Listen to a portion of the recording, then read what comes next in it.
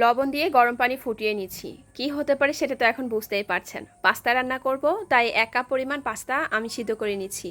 এখন একটি প্যানে পর্যাপ্ত পরিমাণ সয়াবিন তেল দিয়ে দিলাম, আর তার মধ্যে দিয়ে দেব 1 চামচ পরিমাণ ঘি।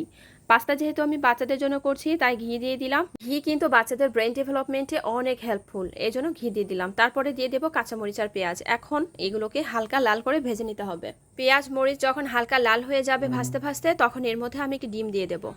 এরপর আমি ডিমের মধ্যে একটু লবণ দিয়ে দেব। তারপরে এটাকে নেড়ে চেড়ে হালকা করে ভেজে নেব। খুব বেশি কড়া করে ভাজবো না, কারণ একটু মাখো মাখো হলে ভালো লাগে খেতে পাস্তার সাথে। এরপরে এর মধ্যে আমি সিদ্ধ করে রাখা পাস্তাগুলো দিয়ে দিলাম। তারপরে এটাকে ভালোভাবে নেড়ে চেড়ে এই ডিমের সঙ্গে মিশিয়ে নিতে হবে। এরপরে এই পাস্তার মধ্যে আমি কয়েকটা জিনিস অ্যাড করব, যাতে খেতে একটু টক, একটু ঝাল, একটু মিষ্টিও লাগে। তো চলেন দেখা যাক কি কি জিনিস আমি অ্যাড করব।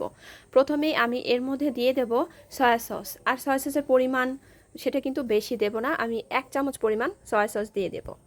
সয়া সসটা অ্যাড করে দিলাম। এখন দেব 1 চামচ পরিমাণ টমেটোর সস।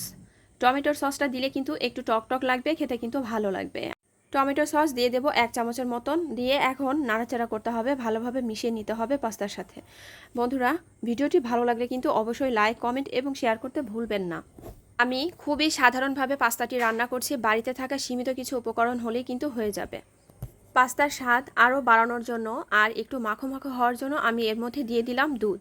আমি 1 কাপ পরিমাণ দুধ দিয়ে দিয়েছি। এখন এটাকে ভালোভাবে নেড়ে চেড়ে হালকা হিটে কিছুক্ষণ রান্না করে নিতে হবে। এই পাস্তাটি কিন্তু বাচ্চারা খেতে খুবই পছন্দ করে, আমার বাচ্চারা খুবই পছন্দ করে। আমি আশা করছি আপনাদের বাচ্চারাও পছন্দ করবে।